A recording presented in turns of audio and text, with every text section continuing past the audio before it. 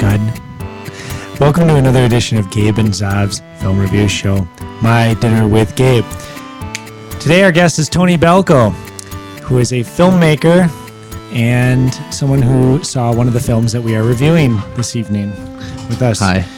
We are going to be reviewing Ganja and Hess, which is a fringe blaxploitation vampire horror film and also a film about identity in the 70s. And we are also reviewing the mainstream release Prometheus, which we saw in the theater this evening.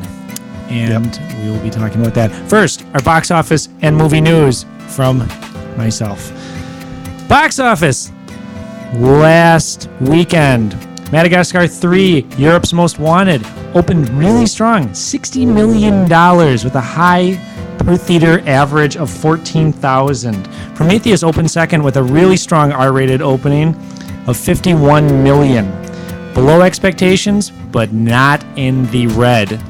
This is going on track with 20th Century Fox's marketing campaign, and hopefully this movie has longevity and staying appeal because they put a lot of money into this campaign and they're hoping that a lot of people go see this. They're hoping for a Matrix type phenomenon with this film. I don't know if it's going to reach those kind of levels, but we'll see what happens. Worldwide, this movie premiered in Great Britain, which is where they suspect a large portion of the audience is actually going to come from. Brazil is a hugely targeted audience as well. There was actually a second campaign that was targeted specifically at Brazil. How's it doing in Madagascar? If you give me 5 minutes, I could probably find out. I'm sorry. I know. I'm being sarcastic.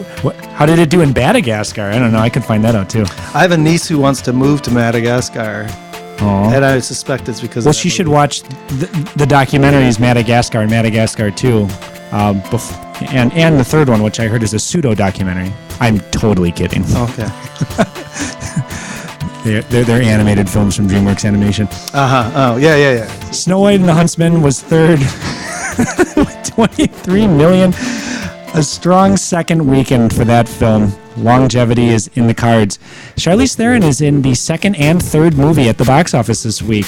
She is ubiquitous right now and beautiful. Really beautiful. Men in Black 3 was fourth with 13 million. Marvel's The Avengers was fifth with 11 million. The Best Exotic Marigold Hotel just moving up the charts. Sixth. Last week it was sixth. $3.2 million. My goodness, this is a success story for independent films opening in limited release, crawling up the charts. I'm proud of this movie. I haven't seen it yet, but I would like to. I like this type of marketing with movies that they're willing to, when studios are willing to take a risk on material like this. And if it's good, it will succeed. If it's not good, it's going to fail, and it will just become another movie that gets released on Netflix and on DVD, essentially. So I have respect for that. What to expect when you're expecting? Seventh, $2.7 million, yada, yada, yada. Battleship sank down to eighth from fourth last week, $2.2 million. Really, really, really sunken disaster on that front. The Dictator was ninth. It sank from fifth, $2.2 million. Sacha Baron Cohen's least successful effort as of yet. Doesn't really matter, but what I've read about it is that it's also his least funny, so it's fitting. 10th, Moonrise Kingdom, moving up to the top 10. Wes Anderson's movie is also playing the cards with the independent film in limited release. Only 96 locations, $1.5 million. Oh my goodness. Highest per theater average of any movie released this week, 16,000. People like Wes Anderson, and people are responding to this movie. I want to see this movie. What does that mean? 16,000 per theater average. What does that mean? A per theater average is how much is how packed the theater is how packed each theater is per average. Yeah. Like Marvel's The Avengers had the highest per theater average of all time because the theaters were packed because people went to the movie in rows.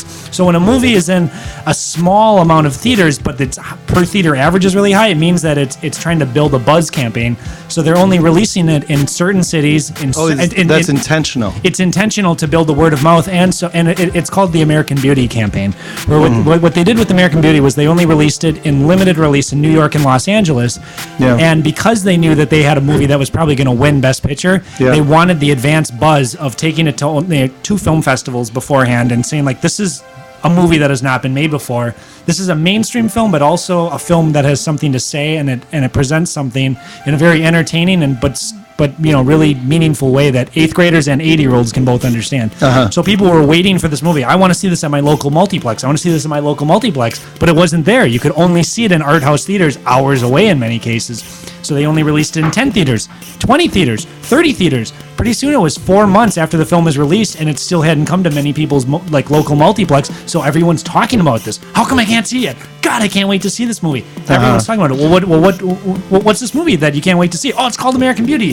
Haven't you heard about this? Yeah. Bam. So by the time it was in that seems like a weird strategy, though. It seems like it could be very self-defeating. It is with as was the case with Almost Famous, which was released by DreamWorks as well the next year, using that same marketing campaign, and it failed miserably for the film. And that film was a huge commercial disaster. Not huge disaster, but it was a disaster, both nationally and internationally. But critically, it's considered probably the most entertaining and one of the most endearing films of that year.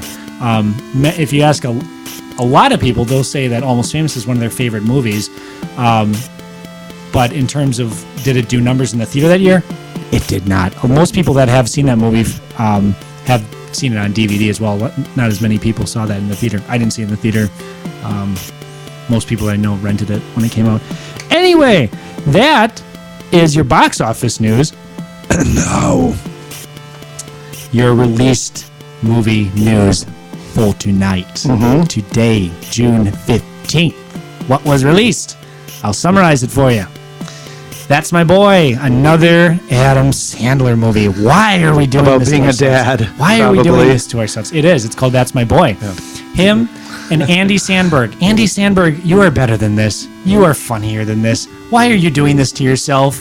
This is like cutting your wrists. Just stop. Stop. I think people are saying he's trying to replicate Adam Sandler's post SNL thing, right? Isn't that what this movie is supposed to be about? That's kind of what it's going for, except that they forgot that they needed a script and they needed a director and they needed humor. I'll say this: Sandberg has a much better jawline, so he's got that going. I think he's a much more attractive person. That's a huge deal in Hollywood. So the plot of this film is that Adam Sandler raised Andy Samberg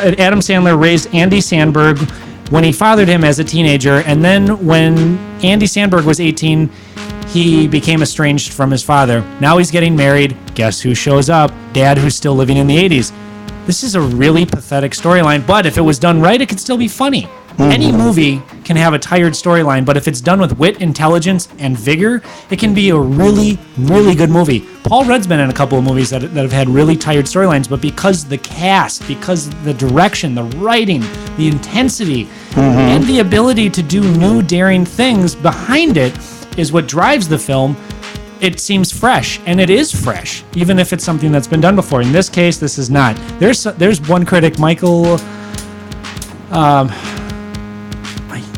dang it, from the Chicago Tribune, said that this is the worst comedy he's maybe ever seen. He said that this is just absolutely the bottom of the bottom of the bottom of the barrel. And he might have had something really shitty for lunch. Yeah, he was in a bad mood to lead to negative superlative.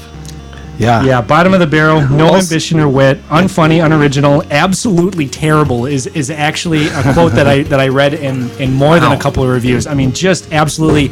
Some people were even saying that this is the worst Sandler movie ever made, and that's saying a lot because this guy's been in some trash. So that's just where that's at. Rock of Ages, which is based on a Broadway musical, which was a huge smash success. Now a film musical, which hopefully will be a success, well, for the studio at least.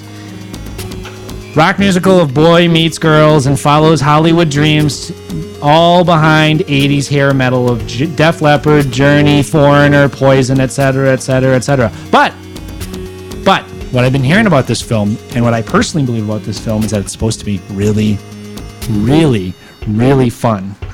If you're in the mood for this, if you know what you're getting into, if you're not expecting more, and if you're willing to deal with some shoddy production values, some choppy editing, and some occasional bad acting, and some fill in the blank storyline. I mean, can there be choppy editing in a Hollywood, in a big slab, in a movie? Slab together editing where it's like they didn't put time to think about the effect of shot and angle and fluency is when they consider it choppy. Like, oh yeah, that's what happens in this shot, so we shot it and it happens. Okay, I see what you mean. Yeah. Okay, So, because to me, choppy editing means that you have a person who doesn't really know how to edit or something. That's- You mean that it's that the pre-construction of the whole thing is just crappy, kind of. But I mean, it's still going to be Kinda just put seamless together in just to that be there. Yeah, oh, yeah. Hollywood Or way. is it like a it thing goes that- from A to B.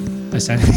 It still goes from A to B. Right. Were they trying to be like proscenium? Are they trying to follow it like it would happen on a stage, and it doesn't translate? It or? doesn't translate, is what I've been reading, but it's kind of irrelevant because Tom Cruise's performance, from what I've been reading, is amazing. Amazing. He plays like this rock god. Tony made a funny look there. I'm having a hard time with that one. Okay, see, I had a hard I really time am. with. No, well, I kind of will concur that the previews are sort of like, wow, he's pulling something weird off. It doesn't make sense. It's so bizarre to see him do It's Tropic like Thunder. it's like Tropic what he Thunder. went He was as for decent. Halloween this year, and he's like, Yeah. I got the perfect thing. There's already a story. It's on Broadway. You're gonna love it. Yeah. Check this out. And then it happened. He is crazy. I give him that, and I think he's enigmatic and watchable. I know a lot of people can't stand him. I like his manic I think that's energy. why people love to watch him, because they kind of can't They stand like to him watch in a the weird disaster. way. He's like Mel Gibson. I think that what makes him so successful is he's oddly awkward, like embarrassing to watch. I think that little I think bit he's of embarrassment earnest. about him is, it's earnest in a way. I It is. like. Well, he's got that sprint too. Have you ever seen that? There's like a YouTube mashup of it, but there's also he sprints in pretty much every movie, and he's got such good form. Yeah, every There's movie like he's just flying fucking behind it, and he has crushing his it. eyes. I think he does it really So good. yeah, in we'll have to War of look the and Worlds. see if he sprints in Rock of Ages. Rock of Ages. Yeah. See it, yeah. Neither of these movies, I'm going to admit it. I don't think we're going to review either of those movies for next week. I'm sorry. Oh, okay. I'm really sorry. Neither of them are jumping off the page, and I think. What are we going to review? What are we going to review for next week? Yeah. Well, we're doing our big Milwaukee show next week. We're Cool. doing a big show on the making of Milwaukee, the documentary produced for Channel that's 10. right, yeah. And we're going to have the filmmaker. Do you mean Brooke Moraldi? Yes, we're going to have her on, and we're also going to have a woman Which is Death of a Corner Drugstore, Death of a which is Corner an amazing Drugstore, Milwaukee documentary. which Brooke Moraldi directed. Yeah, Brooke directed then- it, and she also does a show here once in a while. And then also the woman who directed the making of Milwaukee, Right. which was a 4 hour and 45-minute Yeah. documentary about Milwaukee made for PBS on Channel 10, which is an amazing documentary Yeah. about the history of Milwaukee and how it formed as well. And so that's going to be next week. And should we choose to, I mean, yeah, maybe we can go see Rock of Ages, but I think we'll probably end up. No. But tomorrow we may have Sasha Grey on our show. That's which correct. Is kind of going to be our big. Whoa. Yeah, but we're not going to talk to her about her movies, especially not about her adult films. We're going to talk to her as a co-critic. We're going to talk about Cassavetes with her. So Oh, that's kind yeah. of it's going to Hells be to an the yes, interesting interview. Is she gonna be here in the? in the She's going to be studio? here in the studio Whoa. because she's working on Frankie's film. She's helping Frankie do a film. So that's going to be our big, get I'm people curious to about watch whether- our show. I'm curious about whether she's going to be an opening night fan or whether she's going to be a Shadows era fan, Shadows and Husbands, and what era. I bet you Cassavetes she's a cinema Shadows era. Well, I don't know. We'll see. We'll see. That's the exciting part. Is Is there a division in Cassavetes fandom? Oh well, there is definitely in my book. I think there's definitely. I mean, I'd see the difference in the movies. I just didn't realize people were so. I think there's definitely different eras of. It's like Cassavetes. early Elvis versus late Elvis. Absolutely. Can't you like both Elvi? I mean, if you just look at the difference between Chinese Bookie and Shadows, I mean, they're made by completely Yeah. different filmmakers. Anyway, let's get back on. Let's get back to something else. Ganja and Hess was a blaxploitation film which was recently released by Kino, which was restored by MoMA, the Museum of Modern Art, This was a film that was very limited in its release. It was released on VHS very briefly in the 90s and by Fox Lorber. And mostly where this film was available was in the cult status of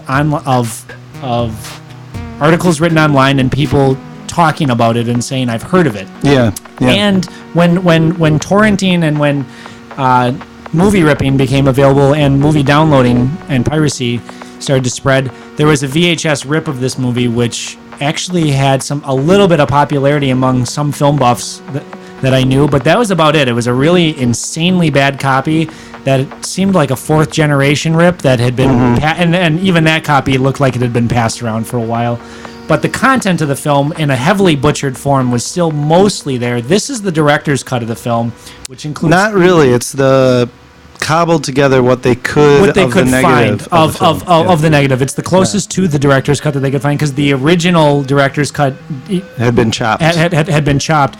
But that version was the 84-minute version, which the studio hacked together when they were given this final product, and they said, "What the hell did you make here? Did you try to make a work of art?" And he said, "Yes, of course I did. I made a film about identity and black identity in America." And they said, "Well, we wanted you to make a blaxploitation vampire film." So they tried to put the pieces together as good as they could. This is the more restored version of the film, as best they know it, and it was released, and it was... When I found out that this was getting released, I freaked out. I was like, oh my God, this poetic masterpiece is finally here. And I watched it, and I don't really know what to say about it other than that it is definitely an attempt at a huge work of art. It's ambitious and sprawling and bold, and I think that there's an audience for it, both in cult factor. It's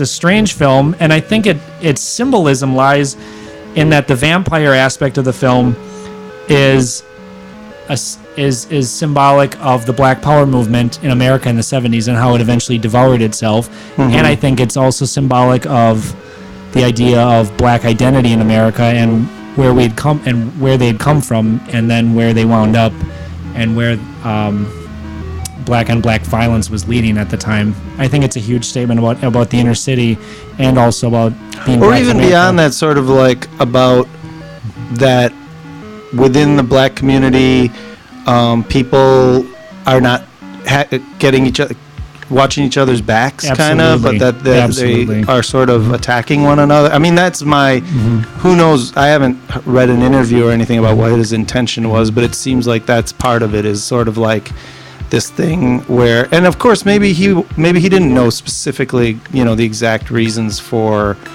why he made the film the way he did. People write things and they don't necessarily always have like it's critics who come up with these concepts of what it's all about. That's true. But I really enjoyed the film, but I have to be honest, it's not a film that I completely like delved deeply into, but I loved a lot about what I was seeing, and some of the things were just the quality of the film itself, the fact that you felt like this person was just ambitiously making a movie, against all odds, kind of, and that comes across. It reminds me of Sweetback's Badass Song, which I think is I completely agree. I think there's a lot of poetry that's intentional, and I think there's a lot of accidental poetry in this film. But the thing that kind of annoys me is that sometimes I can't tell the difference because there's a lot of awkwardness in the film. Bill Gunn is George, who is the main character in the film, and he is the main character from the original Night of the Living Dead, which was one of the first famous or breakthrough film to feature an African American in the lead. That's actually Dwayne Jones. I'm sorry. Yeah, he's a Pittsburgh guy. I've met him on several occasions. He calls himself Dwayne Irate Jones. That's right, because that's where George Romero's from as well. Yeah. I have a good anecdote about that. My girlfriend house sits for the Romeros. Oh, really? Yeah. Wow. Neat. Well, for his, I think now ex-wife. Who's a film producer. Nice place. So Night of the Living Dead was made in Pittsburgh? Yeah, and around. It's zombie country. Monroeville Mall is where Dawn of the Dead happens. My favorite local mall. Wow. It's got everything, like 3 Foot Lockers. And they do a zombie thing every year. It's a huge zombie parade, like thousands of people. I heard about that. Oh, no, wait. I'm thinking of Philly. Philly has a big horror film festival, right? Well, this isn't even a festival. This is just a zombie festival. Not a film festival. Oh, it's a zombie festival. Yeah, and Tom Savini, who's a makeup and effects guy. You might know him as like Sex Machine from Dusk Till Dawn. He's the legend of makeup. He has a really strange special effects makeup school in Monessen, Pennsylvania, which is like 10 minutes from where I grew up out in the sticks. And he has like a special effects makeup school. So it's super zombie country. Wow. Sorry, I didn't know Dwayne Jones was in Ganja and Hess. He's the I just main saw character. that. I was Yeah. like, oh, whoa. I confused him with crazy. Bill Gunn because I've been reading. Oh, I've been so reading you're about Bill saying Gunn. the Bill other Gunn's character, filmmaker. the other male lead is Bill Gunn, the guy who wrote and directed the film. Bill Gunn is the kind of more snobby guy. He's the artist. Suicidal and stuff. He's the very fatalistic sort of writer type. Okay, but the other guy is the guy who's in Night of the Living Night of Dead. the Living Dead, yes. The one thing I didn't really like about that character was his stoicness. He was so stoic. But that's also, there's something sort of authentic about that expression in the film. But that is something that I have to admit I found a little endearing about parts of it, is that there was this like intensity about the poetry. Yeah. And there's like that one line that I was talking about with you last night where he says, "Gesture destroys vanity." Yeah. I'm not sure exactly what that means, especially in the context of the fact that he writes this kind of elaborate poem and he's clearly speaking it to the camera, even though the scene is meant to be played by himself. And then he takes the piece of paper and he crumples it, which is, a brilliant work of art, and it's a brilliant scene. It's a brilliant idea, except for the fact that it's being filmed and it's in this movie. It just I don't know. There's something kind of inauthentic and awkward about the whole thing that just left a bad taste in my mouth. But I respect the fact that here's like an interesting, engaging, powerful, independent film that got made simply with passion, and the fact that this guy's like, I need to make this film, and even after he made it, it was scrutinized, it was butchered, and but because of that passion, that intensity of the filmmaking and of his vision, is still partially survived. I think that that's in and of itself a testament to the power of independent filmmaking right there, and of what's possible. Moving on. We are going to talk about because Prometheus. we have our special guest here who is also especially into this. You've been a follower of. You were excited about Prometheus I was coming pumped. out. Yeah, yeah. Like I said, I haven't looked forward to a major like Hollywood release like I have for Prometheus for a long time. I don't even know what the last time I felt possibly? this excited. Oh, definitely years.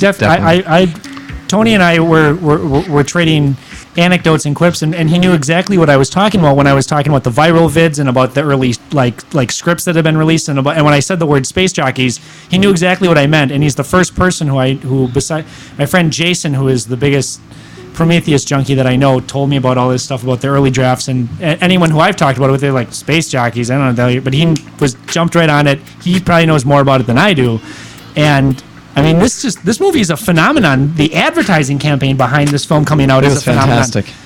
I mean, here's big studio money, big studio power, big studio prowess done right.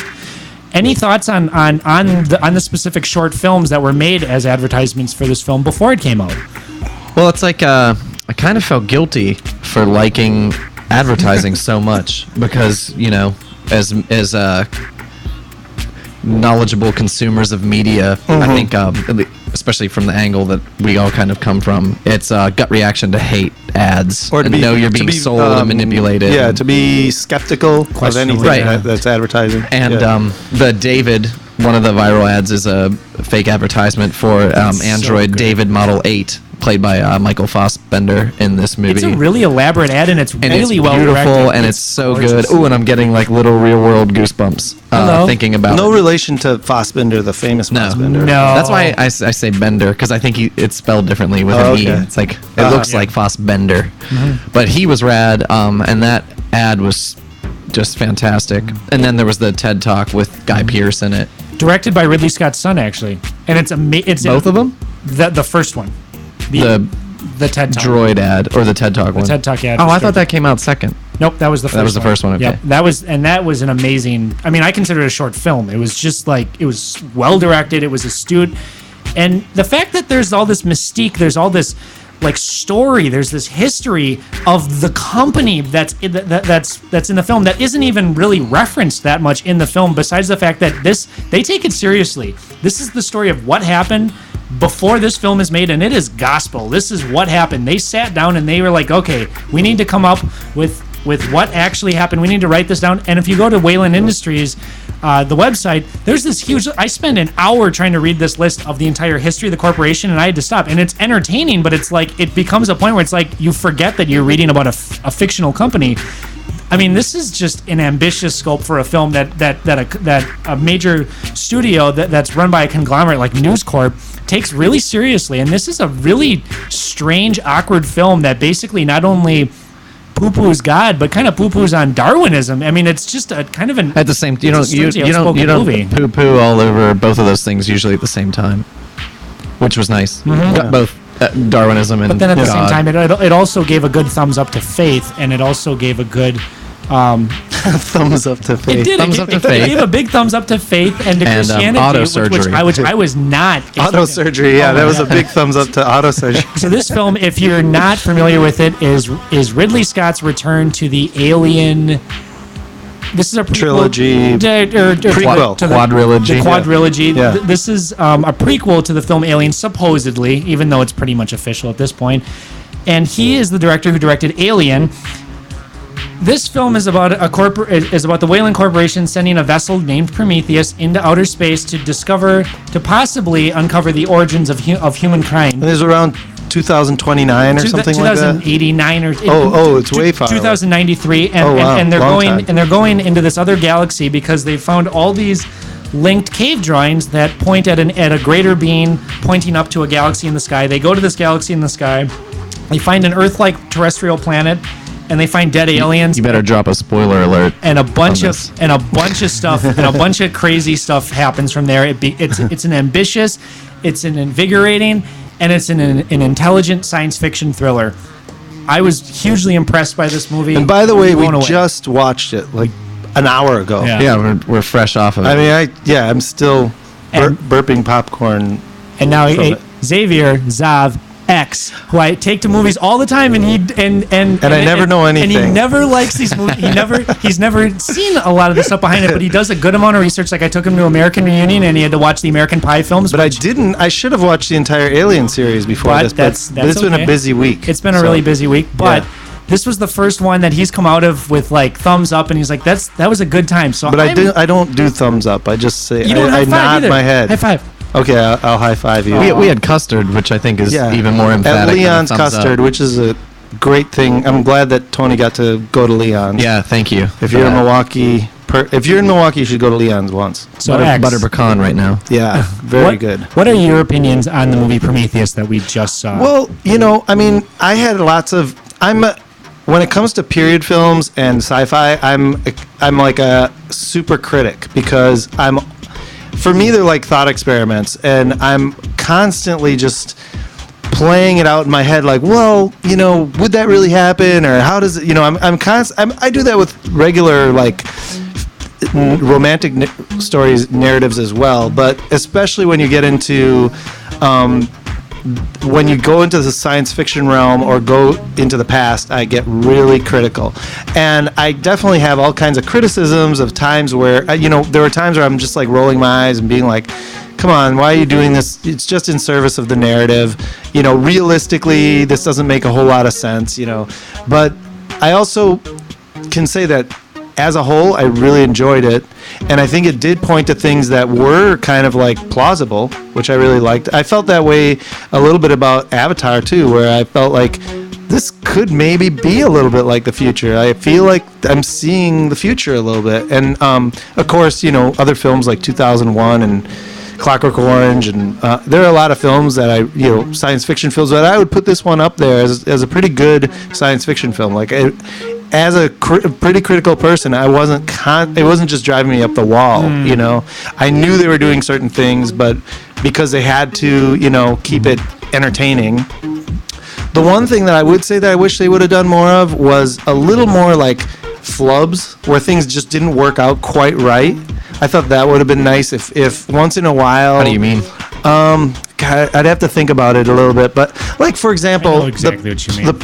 I don't know if it's giving away too much, but like the place where they land, everything just kind of happens there, And to me, it's sort of like, well, it's a little smooth. Yeah, I mean, when we land one of those space things on Mars. It's just in the middle of who knows where. You know what I'm saying? It's like years before they find it. Yeah, and they send this little vehicle, and they they kind of penetrate the atmosphere. They're like, oh wait, look, a straight line that must be engineered. Let's land there. But they have God doesn't make straight lines, I think is what the quote was.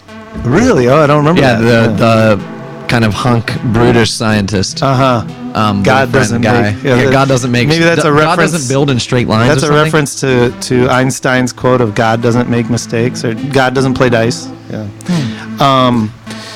But plot mechanisms. So but I really love. I love the color, the set design.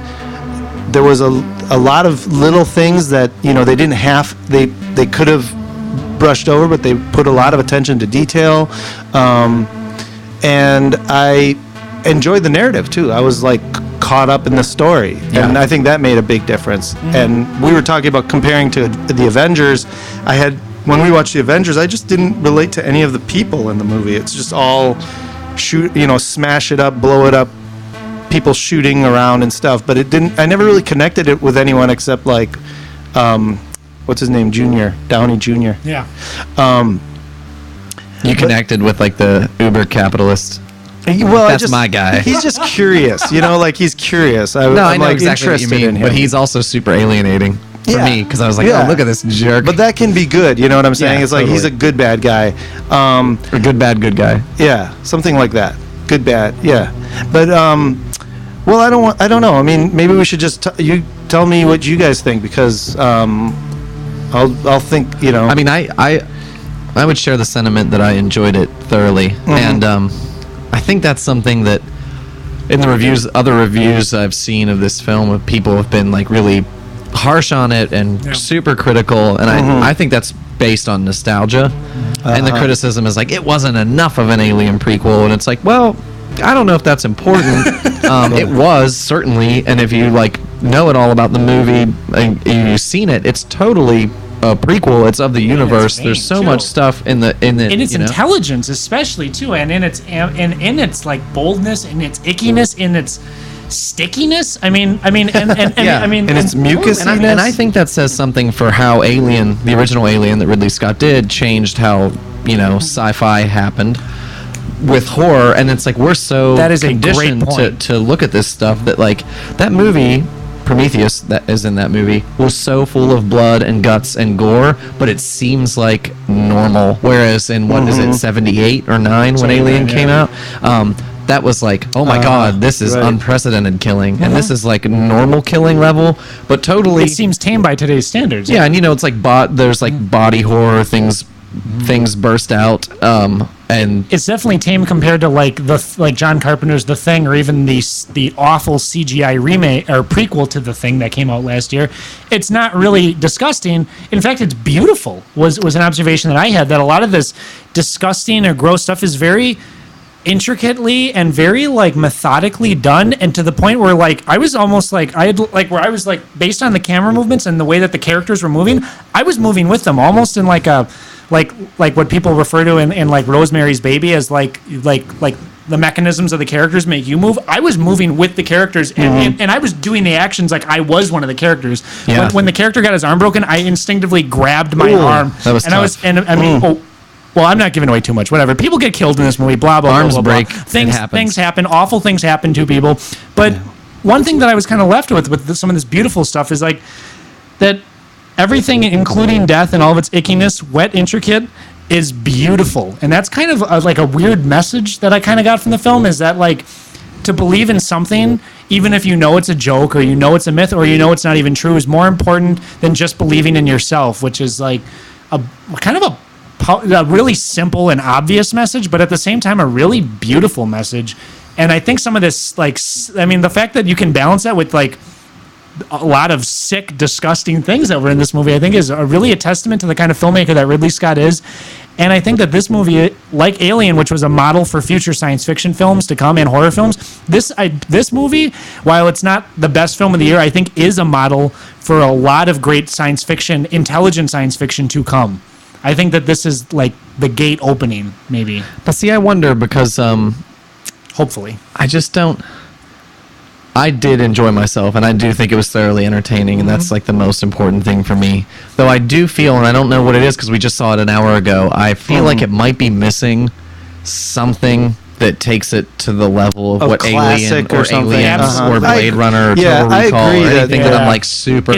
There is that thing of like, okay, Pantheon we of just watched sci-fi. this an hour ago. It is. And yeah. what am I going to feel about it tomorrow? What am I going to feel about it next year?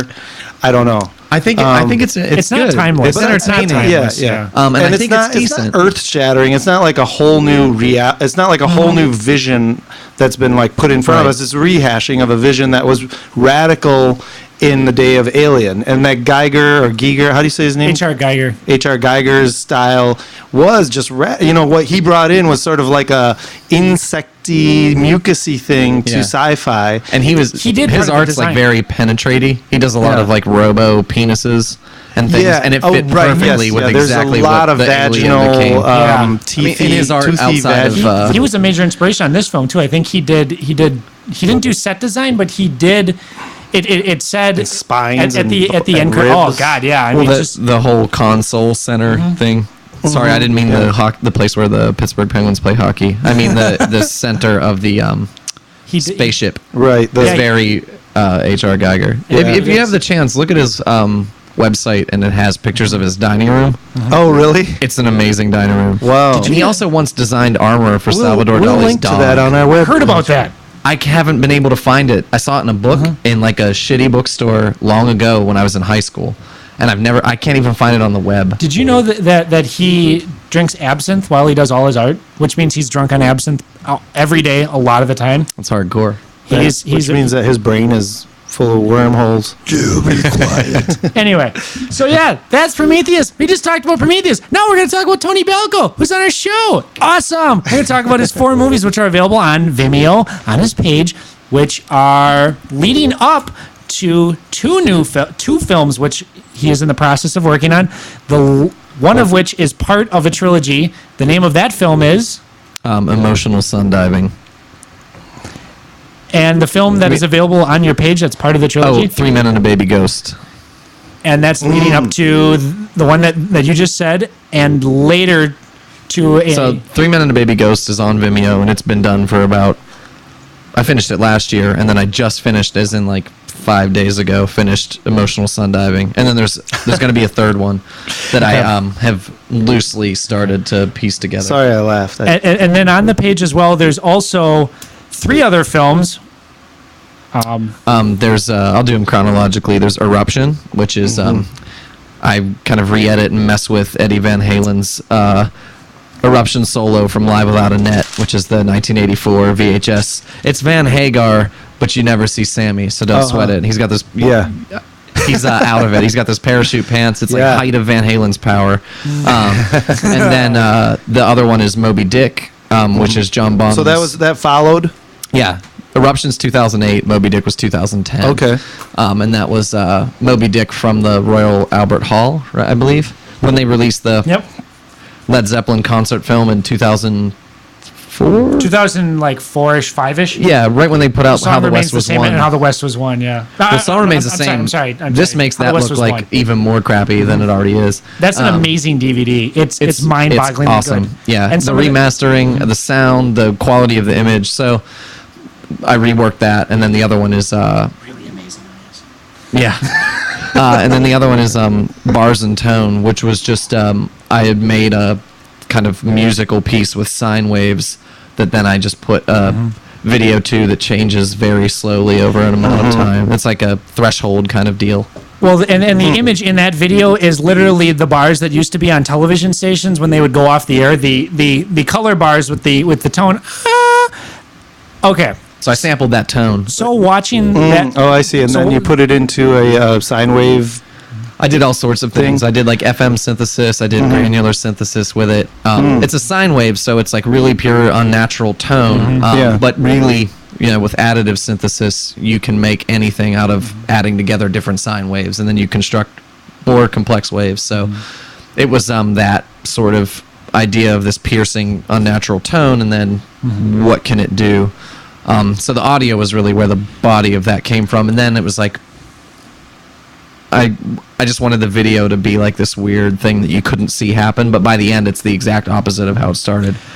Oh, really? Huh? Yeah. So it just it inverts. So at one point, everything's kind of gray and or purplish gray. Okay. And all of these things we're linking to all. We'll put the links below this so that people can check it all out. Okay. About tones and bars. That was the first piece of yours that I watched. I'm 6 months sober, almost 6 months sober. That piece made me trip testicles. I'm just like, I was watching this and I was just laughing out loud because I'm just like, this is amazing.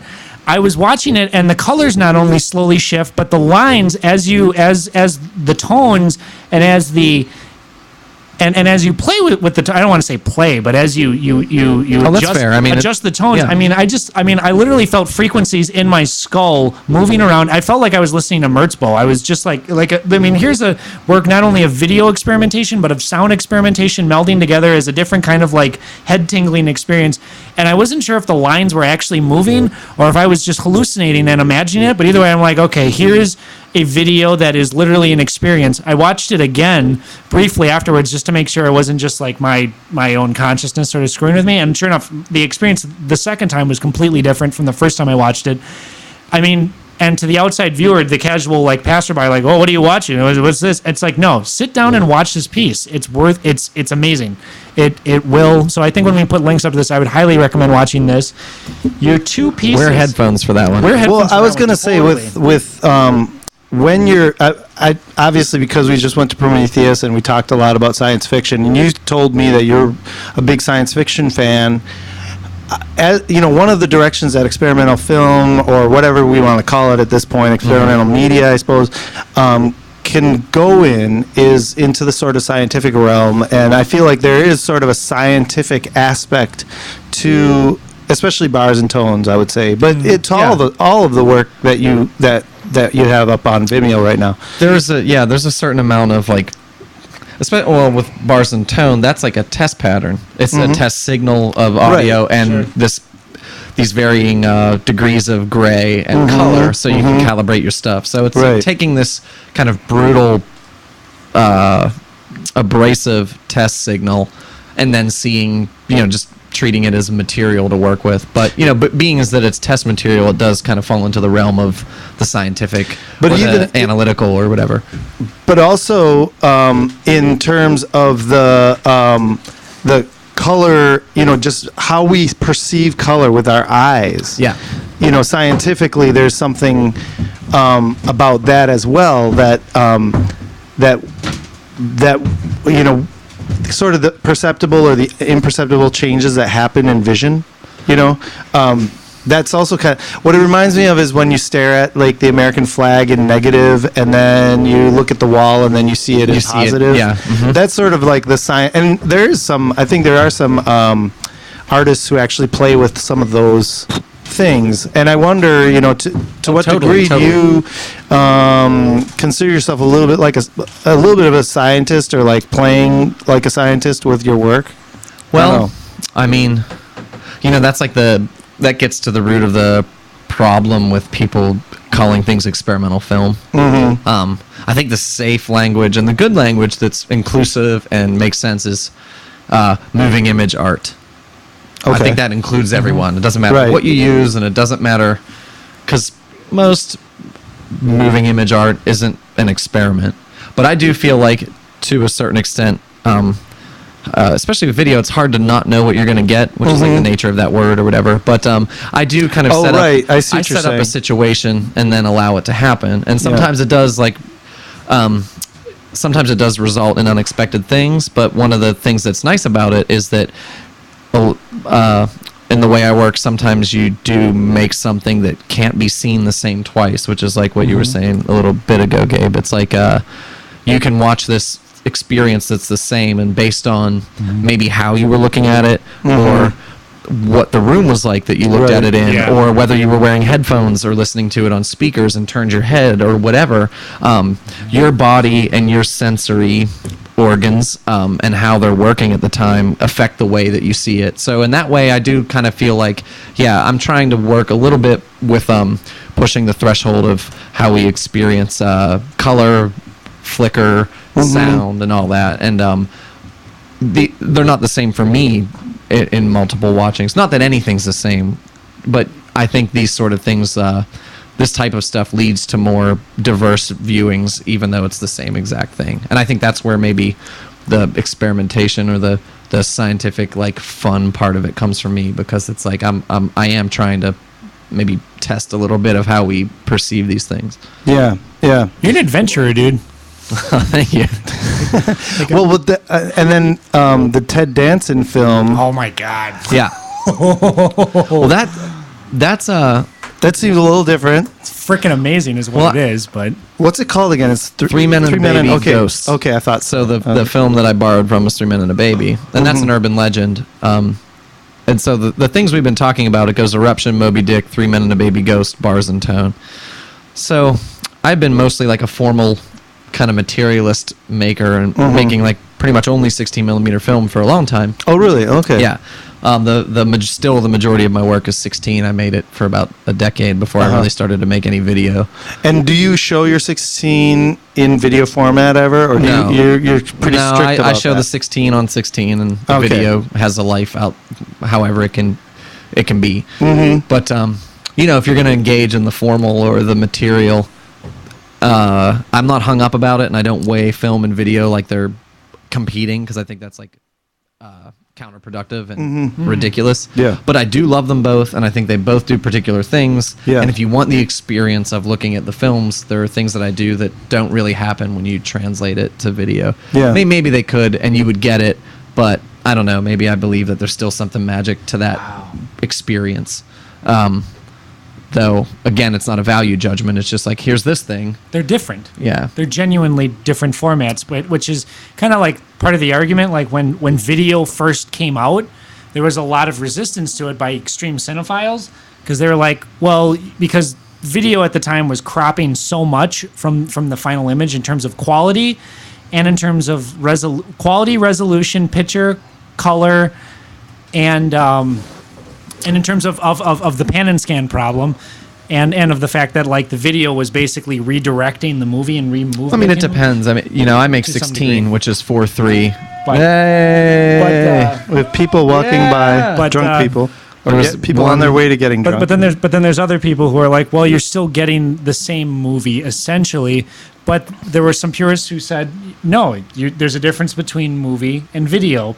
And I think if you're creating something, I think, like you see that differently than people who are just consuming. I don't think that distinction applies across the board. Okay. I think if you're making something that's like, you're making a movie and you shoot it on whatever makes the most sense for you to shoot it on, then watch it on whatever. Yeah. If you're like taking film and, building a contraption where like, thereby the contraption is part of how the film is made, and you're engaging with how like a shutter works because it's spinning 3 times per frame and whatever. You have this like flicker rate, and you have this, maybe you have image where the soundtrack should be, and you're reading it with this technical stuff. Yeah, and you also have this chemical, the whole chemistry. I hand process all my films of celluloid. Yeah, those things count for something, and so you want to watch it you want to watch it in the thing.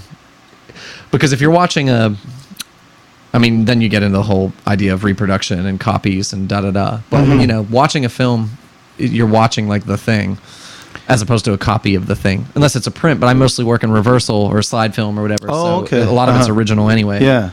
And so what happens? I mean, every time you show it, it's in danger of, it gets a little bit more ruined every time. I mean, I've made films that particularly like address that. And so I'm so rough with them from the beginning that I don't care. They're meant to be tread upon. Yeah. And if you don't like scratches and you don't make analog, if you want it to stay perfect forever, right? Don't make a film on slide film. I had to let go of that tendency. So in that, it's almost like video and film maybe have more in common than I guess some people even realize. Then, if part of the process of viewing it and leaving your mark on it by viewing it is inherent in both analog. But they're not. It's not.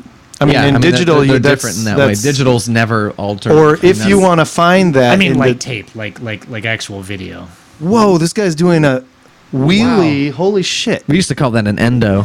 Wow, I think I've it's never called seen a anyone front do that. manual. It was a in front. motorcycle. It was a wheelie where his back wheel was up. Okay.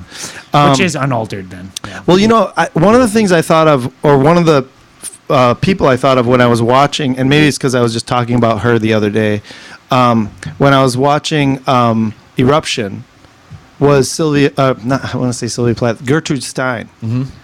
Because what Gertrude Stein is so well known for is taking a word and repeating it again and again so that it kind of recontextualizes it, or like takes you out of context and makes you see this thing in a whole different way. So here you have Eddie Van Halen, and there's the kind of like thing that you expect to experience from it. Watching this concert video of this guitar solo, and you see the audience and the way they cheer, and everything is sort of just one channel of experience. But then what you do is you take that and you chop it up and you repeat it and you reverse it and you flip it in terms of positive, negative, flip it in terms of upside down, and you also repeat the sound, or take a piece of sound and repeat it. And that's what Gertrude Stein was so well known for, is taking a word. And everyone did this when we were little kids before we ever heard of Gertrude Stein. It's just that you say a word enough times, it becomes meaningless, and that is a kind of meaningful thing. So I just you take the meaning away from the word, and then the word becomes like a, I guess, and I always feel like I misuse this, but it becomes like a phenomenological thing. Yeah, it's like the word, you detach the meaning from it to create this like different experience that challenges the way you like interact.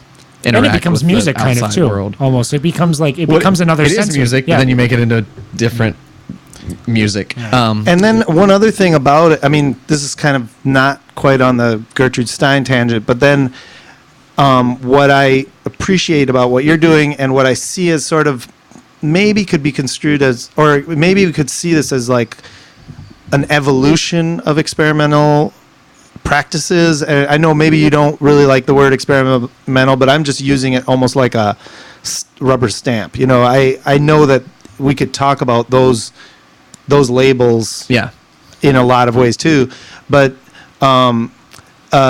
what I like about it is that you're not just hating on it, you're actually loving it, hating on maybe maybe you could tell us what you're being critical of within your sort of love of the thing. I don't know if I would say that I'm being critical of anything other than I am definitely aware that Eddie's wanking. But 60,000 people pay money to watch him because he's like one of the best people you could ever watch wank. And I abuse the video to such a degree that it can be seen as wanking too. So it's like this admission. That's what's interesting is he's all about check out the technique. Check out the technique. But then you're sort of like check out the technique on checking out the technique. So that would be the one thing that I'm I wouldn't say critical, just to say like, I think that's one thing. I'm not critical of that stuff because I like technique. I like virtuosity. Right. Not to say I'm not claiming to be a virtuoso. Certainly Eddie is. But well, if you were, you would be. You'd be like one of these great, hugely known directors, because that's what Eddie Van Halen is. He would be in the world of rock. He's like a huge director or something. So, which is not me. Well, you're a human being who's making film, but yeah, I mean, none of us. No, but so there's that. But then you can't spend. That movie took me about 8 months to make, a lot of time to figure out, because there was some things I had to research to figure out the illusion, because basically it's an optical trick. If you go from a positive image to a negative, you can loop it, and if your eye will be tricked into making it look like a smooth thing.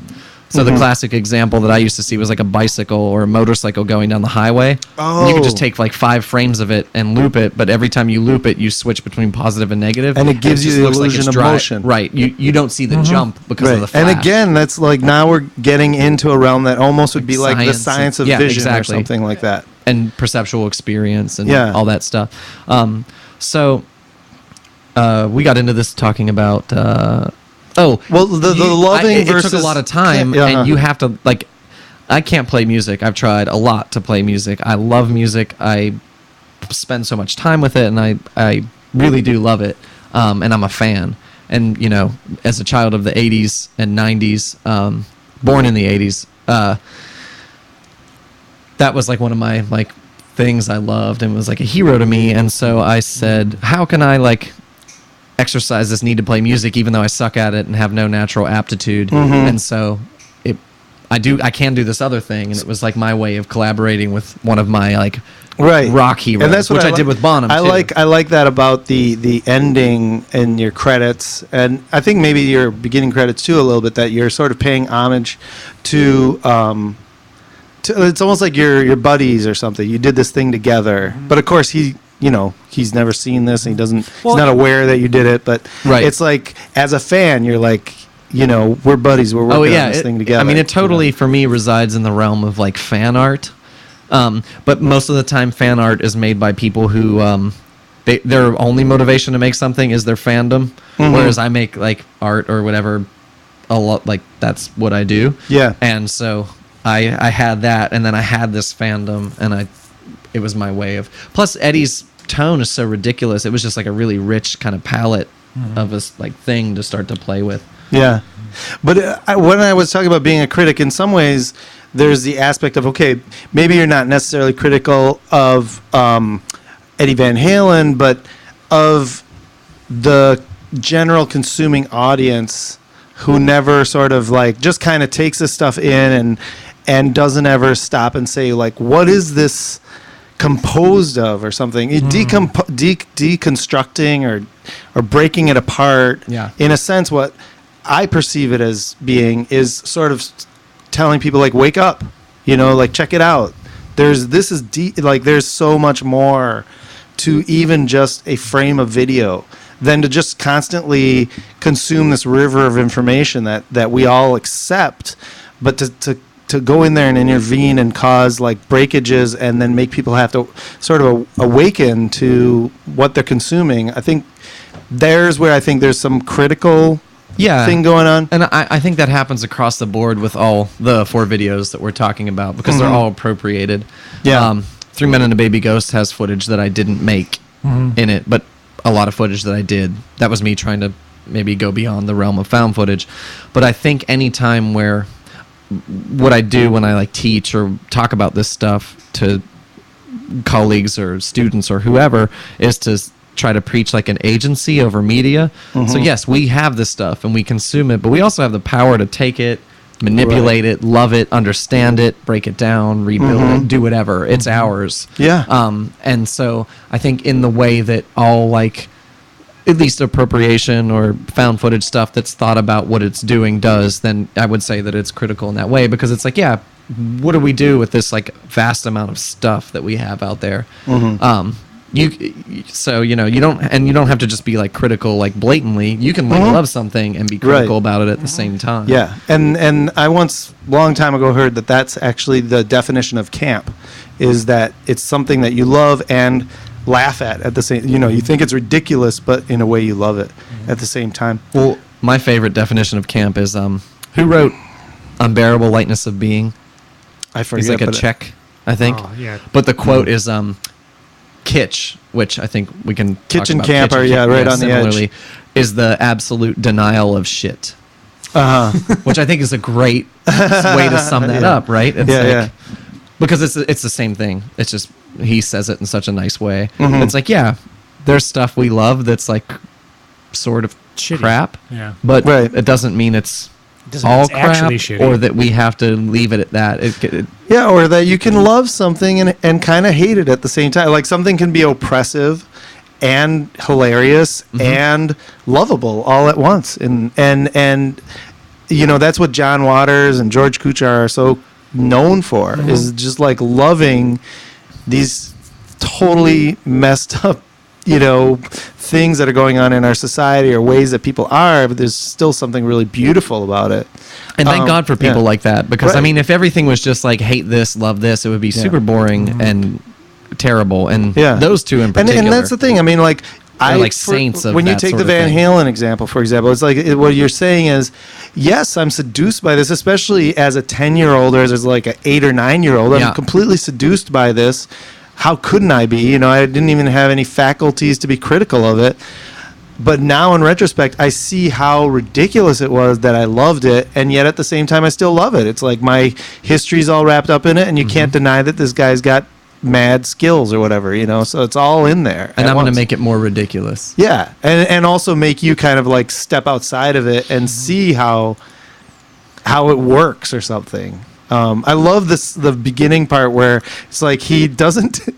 It's like I just was imagining him like in, I don't know, like at quarters or something on a stage where there's just a few people in the audience and there's no special effects going on. It's like all of a sudden it's just like this explosion of light, and I forget what he does. He does like one little thing, and it's like everyone's just like, it's just like a god. He's just like exploding himself. But you look at him without all the light stuff, and you're like, he's not doing anything. He's just like picking up his guitar and maybe like strumming it. I can't remember exactly what he was doing, but it was... Yeah, he's actually, I think it starts with him seated, and he gets up, and it's like... but he's got that tone. Well, we have a few minutes left. Maybe we can just quickly go get, touch base on what you're up to now with your the films that you haven't got put up yet. So we should talk about 3 Men and a Baby Ghost then for a minute. Oh, yeah, for sure. And also, by the way, we don't have a time limit, so we can go as long as we want. Well, then. Yeah. No. So 3 Men and a Baby Ghost was like, again, it's like that thing where you're maybe being critical of something. And do either of you guys know, the urban legend of 3 Men and a Baby, right? Mm-hmm. I didn't until I saw it at the Pink House, and then you explained that. Okay. But Gabe, I've heard of it, but digress. Well, there was in the VHS, and it's of course in the theatrical release, but the VHS came out in 87 or 88. But it was a thing that word on the street was there's a ghost in it, and in an hour and 7 minutes in, there's a scene where they're in the bachelor pad of Ted Danson, mustachioed man, and Steve Guttenberg. Who's the mustachioed guy? Tom Selleck? Tom Selleck. I was gonna say the poor man's Burt Reynolds. Is that fair to Tom Selleck? I think so. But they're in this bachelor pad that's supposed to be this like high rise, and there's a pan, and you see this like weird little ominous person figure there in the window. That's right. It's supposed to be a boy who threw himself out of the window. That's right. Of that set. I never actually checked this out. No, but you do see that person there. It looks like an intern or something who's like the crux of the hiding behind the curtain. Footage. Yeah. But it's a soundstage in LA. It's not a high rise in New York or wherever it's supposed to be. Yeah. So it's total BS, but pre-internet that was hard to find out. And you rent a VHS, and you have like a poopy home VHS machine, and you're tracking it, and you're like, oh my god, there's this jittery eyes looking at you, and it was a pretty powerful Well, experience. what actually is it? It is a cardboard cutout of Ted Danson in a tuxedo. Oh, really? And the only speculation left about it is whether or not it was intentionally left there. Or no, that's pretty much sure, because it was whether or not, basically they had the only one good take before they noticed it, and so they had to leave it in, and they think nobody's going to notice. But of course, when millions of people watch your stuff, they notice everything about it. So, so I was really interested in it, and it comes back to what I think you were talking about earlier, Gabe, about the power of belief. So I don't care that it's like fake. This moment held so much power for like my brother and I, and for lots of people. That was just interested in it. There's like this weird moment in media where you thought maybe you were looking at a ghost, and people had this whole different access to the movie. And so I used techniques that I had learned or developed in Eruption and Moby Dick to make that crazy tunnel head zoom thing on that guy. But then I thought about the most stony god moments I've ever seen in anything. It's amazing. Thank you. Yeah, that was a wrought piece of video there. Many layers and lots of time. But I got interested in how maybe found footage, because I'm a filmmaker in other ways.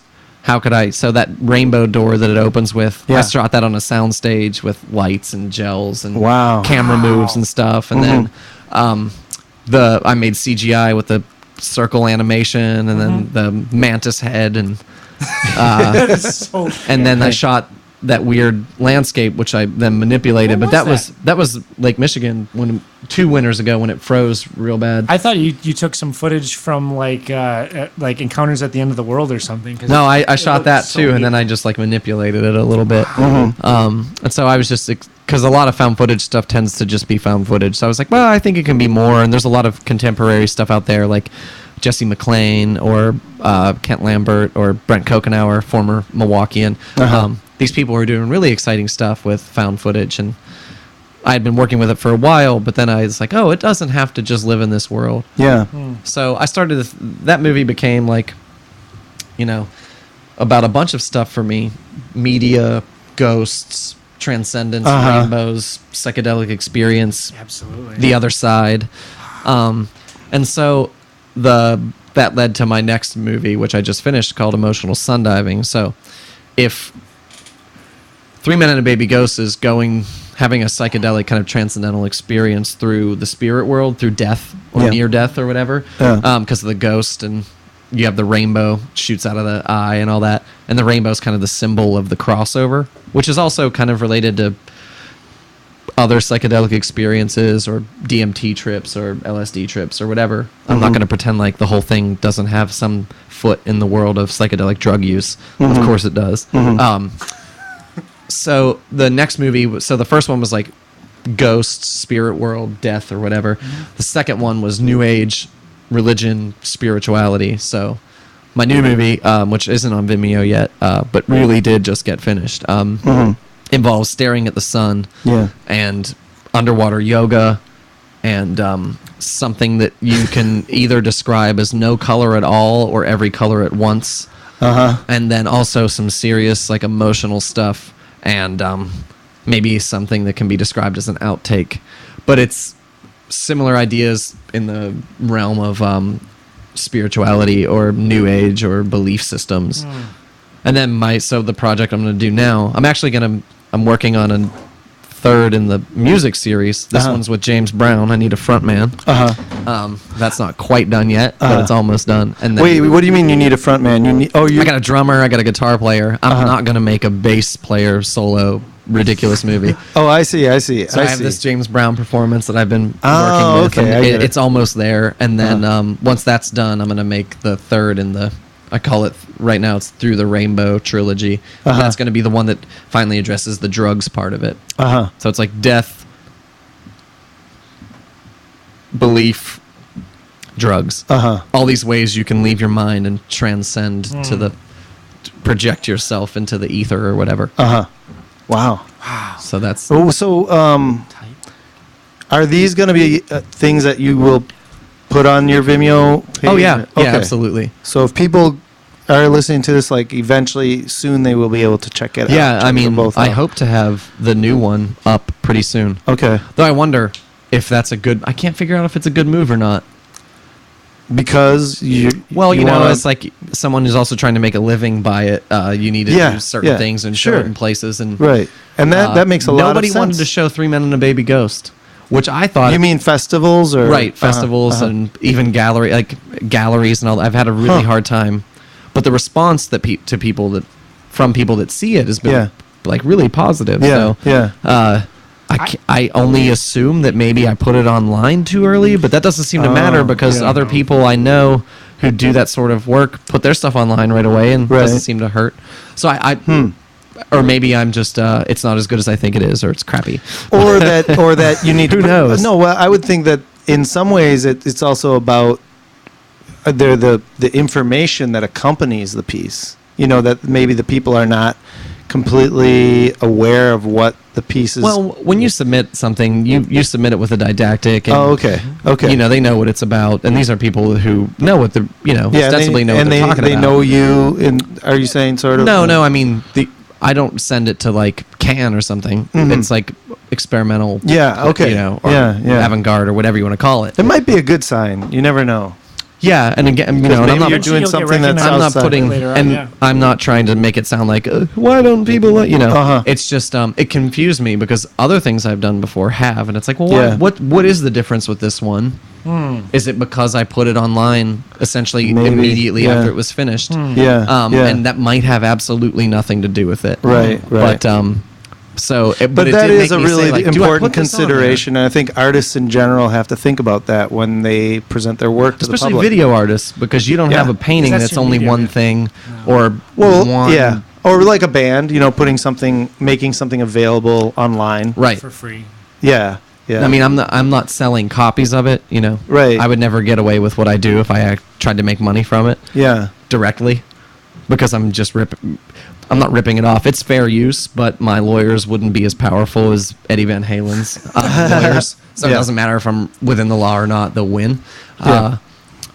But yeah, I think it's a fair analogy, but it's different than like album sales or something. It's just like Yeah, how because do you, also how do you navigate? film festivals are different than, like you say, albums. I mean, albums aren't festivals; they're things that you But people download like or you buy they that like you an pay to experience. So it might be like, hey, we're only going to do like certain, when you fill out a festival thing, it might say, is this a world premiere? Is it a United States Right. premiere? Yeah, they always is it ask a local that. premiere? And it's like, if that Yeah. weren't important, why would they ask?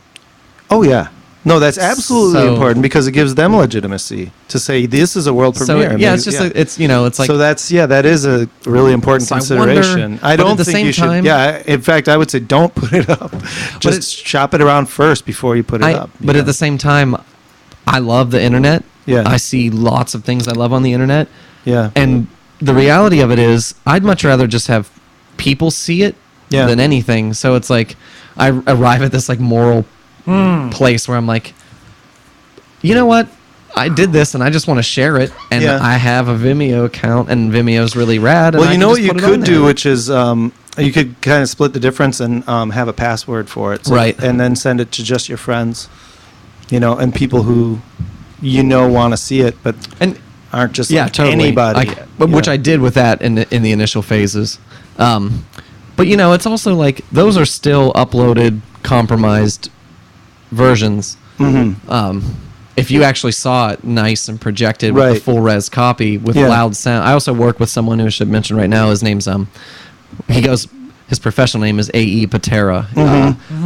But he's another Tony, so it's a couple of Tonys making these things. But he's the drummer in this band Zombie, and he also has a solo thing called Mhmm. Really kind of rad Carpenter Goblin inspired prog electro, really super fantastic. So you have this like bombastic, loud, rich sound and image watching on your computer screen that it's been transcoded and uploaded and flash videoized. Right. To me, still isn't the same as watching it in a nice place. So I do think that there's still something to see, even if you As an audience, watching it projected as like a stranger in the dark. yeah, it would be like way more, especially since I'm engaging with like like intense sensory stuff. Yeah. Like you can only yeah. get so much out of your monitor, but in a nice dark room with good projection and good sound, it's like Right. From an different- a original, different from deal. like a high res. Well, because Yeah, and like uncompressed and all Yeah. that. I feel like we should almost say like that your stuff is like to I guess to like kind of summarize it, like the one common visual theme I noticed, or one common visual tool that I noticed is like you use like a 2-second repetition, but then you change the dynamics of how their body, like you use body movement and then you'll flip it, and like you were talking about continuity of going from positive to negative and continuity, like someone's hand moving and then going back, positive negative as the arms going up and down, so it looks like this fluid motion, upside down, back, no, until it all just kaleidoscopes into this sort of washed out sort of stony empire. And not only does the Ooh, I music, like that. well, because it's like you take these chords that like are sort of representative of what I consider like the modern like stoner metal sound, like just this like drone, like sort of like drone, sort of like doom metal, but somewhere in between, but it has like this where like you're creating like new music kind of, and you're creating like a new visual from something that already exists, but you're collaborating with the person that's doing this work of art, but you're also helping them collaborate with themselves. And I feel like not only are like you sort of reinventing their work, but you're helping them reinvent their work with themselves, and then themselves, and then themselves, and then on top of it, there's like this bizarre, like this freaking mind-boggling like just like whirlpool of like visuals that I've noticed, like, and then like circles are a common thing, like whether it's intentional or not, like the things like eventually start moving in circles, and it's just like it's hypnotic. And even like, yeah, like the ghost video, the Ted Danson one. I mean, once it like transgresses from like, I mean, these are seemingly like unrelated sort of random images, but when they're focused on, and when you like, and I feel like that one's sort of connected to the Tones and Bar ones, and in that like they stop and they focus on these moments, and they sort of transcend time and space. And they sort of whirlpool into this like you said, like the zombie sound, like this sort of like late 70s Dario Argento-esque, like stony analog synth, like washed out noise. That's all the other Tony's fault. So like if you get, but like the music and the visuals together, like taking these sort of seemingly unrelated things and creating, I mean, like a not like sort of like an avant-garde narrative. If anything that I've just talked about or anything that Tony's talked about sounds awesome to you, I highly recommend you check out his page or encourage a gallery to have his stuff in it, because it's it's freaking awesome. Okay, so we should probably wrap up, but what about the sun one? Because I feel like you haven't talked too much about that one, the staring at the sun video. So I last summer came across this documentary called Eat the Sun. Which was about sun gazing. Yeah. And people who sun gaze, and they think, I shouldn't say think, it works for them, that they don't need to eat or really sleep. Yeah. And it works for different people to varying degrees. But watch the movie. There are some twists and turns that make it intriguing, heartbreaking, weird. So I really liked this footage, and I liked the message, and it again comes back to the power of belief. Like, I'm very much interested in, like, maybe as a person who was raised Catholic and realized how horrible it was, but that belief can be really powerful, and it doesn't. Truth means nothing as far as belief goes. You can believe the most ridiculous thing in the world, and in my opinion, if you don't hurt anybody and you get something out of it, then go ahead and believe it. Yeah. So these folks, some of them hurt themselves. They damaged their eyes. That's something the documentary unearths. But whatever, I was interested in that footage. And so I was using it, and I wasn't sure how I was going to tackle it. I was really interested in the way people's eyes looked. And so I started to re-edit it, and I thought, well, I should really do this too. And so I shot a bunch of footage of me staring at the sun, and I went through their whole regimen of looking at the sun with a 0 UV index and the last hour of sunlight and 10 second. You start at like a comfortable place, and then you add 10 seconds a day. I kind of went a little hardcore on that. I added I did it for 30 seconds, and then I did it for 12 minutes. So that was a bit of a jump. That's not 10 seconds. Yeah. As you said before, you did it. What did you say? All the rules. You followed all the rules about staring at the sun. I just want to reiterate that this is actually something I said. Rules. I followed all the rules. I did it the right way. I stared at the sun the right way. Anyway, continue. I'm sorry. I just had to throw that one out there. I got interested in it, and and this comes back to what you were saying about like loving something or investing something in it, but also being able to maybe make fun of it a little bit. So while that's ridiculous, you can't deny what some of the people in this documentary that I saw, or when you read about it online or whatever, there are people who had like kind of shit lives, and this was the thing that helped them make their lives better. And that happens. So many people do that in so many different ways. A lot of people do it through Jesus, for example, but people do it through whatever. The point is if you believe in something and it makes your life better, then it worked. I don't care. The truth of it doesn't matter. So I got interested in that, and I was like, well, I don't want to make fun of these folks. So I recorded this footage of myself, and I kind of like cut it in there.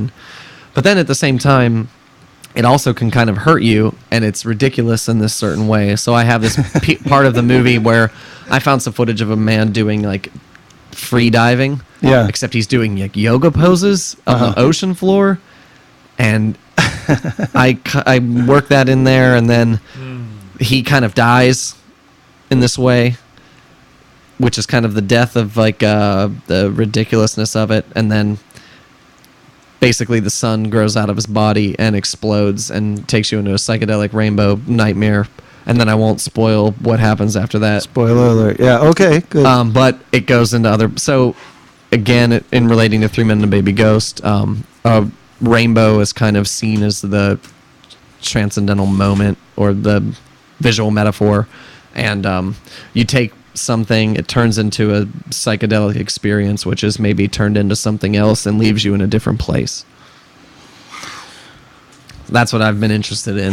Since I came to, that's what Milwaukee did to me. Friggin' neat. Oh yeah, that's my last question. Is where do you live now? Do you live in Milwaukee, or are you moving away? I'm moving away in a week, in less than a week. Where are you moving? Chicago. You're moving. Oh, okay, so you won't be far away. No, not far. And you do a lot. You've done a lot of curating too, because I've been in shows that you've curated. And, yeah, most recently in Louisville, Kentucky. Yeah. The Flyover Film Festival. And how did that go? Oh, it was great. It was great. We had our standard 25 to 30 person microcinema audience, and we have a review on Louisville.com, which is affiliated with their like free paper or something. Right. But it was very positive, and it was by someone who doesn't really like experimental film or whatever. Oh, cool. So they were like, it was glowing as far as I was concerned. And then I did this. A friend and I, Michael Walsh, and I did a monthly screening series at the Pink House for 2 years. Yeah, which is wrapped up because Mike moved back to Alaska, and I'm out of here. Yeah, and that's too bad because that was a really good. Yeah, series. We did a show with you and your brother and Peter. Yeah, and I mean not awesome. Just the ones Shorewood that crew. I've been involved in, but all of them have been really great. I always regret when I can't make it, and when I do make it, I'm always like it's. People just don't give enough. Actually, I always just have a really good experience when I go to those kinds of screenings. And there's a great community here. That you guys did that. I mean, there really is. And Milwaukee. There are a lot of people who make movies here that are really cool, and we had a space and we had the school's gear, and Mike and I had both done things like that in the past. So it just seemed like there wasn't one that was regular. And there wasn't a place for like movie people, like movie art people, to show their movies here. And so it was like, well, we can engage with the community as much as we can in our brief time here, going to graduate school or whatever. Right. So it was like, okay, let's do it. And so, it was nice. It was a blast. Yeah, and you guys were really respectful of the filmmakers, and you. That is a really big part of it, is just giving people a lot of credibility to their work and treating them, with a lot of honoring. Well, I mean, if we didn't have each other, we wouldn't have anybody. Right. Yeah. Oh yeah. So you got to support. Very much holding this thing, that's very fragile thing. It's like a little egg that you have to cherish in a way. Yeah. There's few of us. There's limited interest in it. But it's a really important part of our society in a way. It's what makes our society that much more interesting when we have cultural things like that in our towns, in our town or whatever. Yeah. And we're lucky enough here in Milwaukee to have enough, because it doesn't happen everywhere. No. And I blame it on UWM's film department.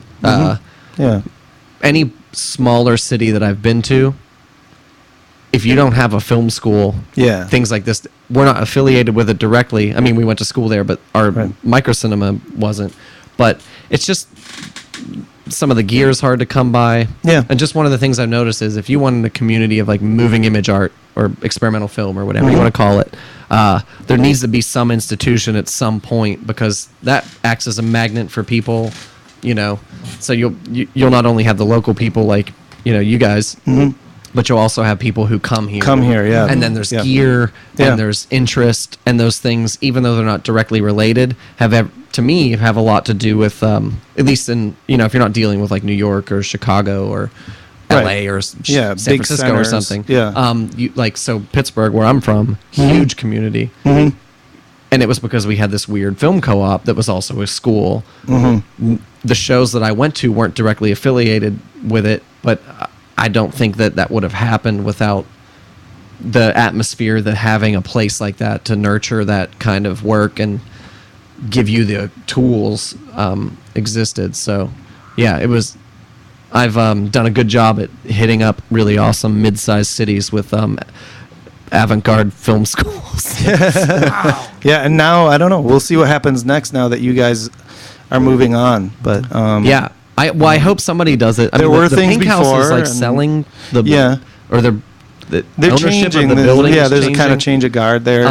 But I'd like to think Yeah, that there's so something- much work yeah. here. Yeah. There's got to be something regular. I think something will emerge. Hopefully, I mean, And- there were things before, and Yeah. there'll be things again. And you know, once you start to do something month to month, you start to get regulars. yeah, Then you don't. Yeah, have people to, know what to expect, kind Right. of. It's like, and- it's yeah. like the last Saturday. Right. Or in our case, Fridays. I'll go to the Pink House. I know there's going to be a show of this sort of stuff tonight. Yeah. So hopefully somebody else does it, because it's not like, you know, Mike and I are gone, and that's just two. When we did local shows, that was like 14, 15 people who are all mostly still here and still making really cool work. So, Yeah. Yeah. Well, I'd like we'll to- see. We'll see. I mean, hopefully, something will emerge. Well, this has been an awesome show of Zav and Gabe's film review show. This one ran long, and it's awesome because of it. This one was an hour and a half almost. Whoa. This is our longest show, but this Sorry. was a great. No. This was content. Everything that happened in the show needed to happen. This is great. Tony Belko stopped by. What else did we do? We talked about Prometheus with Tony Belko. We saw Prometheus with Tony Belko. We talked about Ganja and Hess. Zav and I did. And we did some box office and review. film news and some stuff like that. And next week, we're going to be doing our Milwaukee show, where we'll be talking about the making of Milwaukee and Death of a Corner Drugstore, which is about the end of the Oriental Pharmacy. Oh, my goodness. So we'll see you next week. This has been so much fun. Thank you, Tony, for coming on the show. This was thanks a an lot. absolute Thank you. pleasure. Thanks, guys. It was fun. And we'll see you next week. All right, thanks. Bye.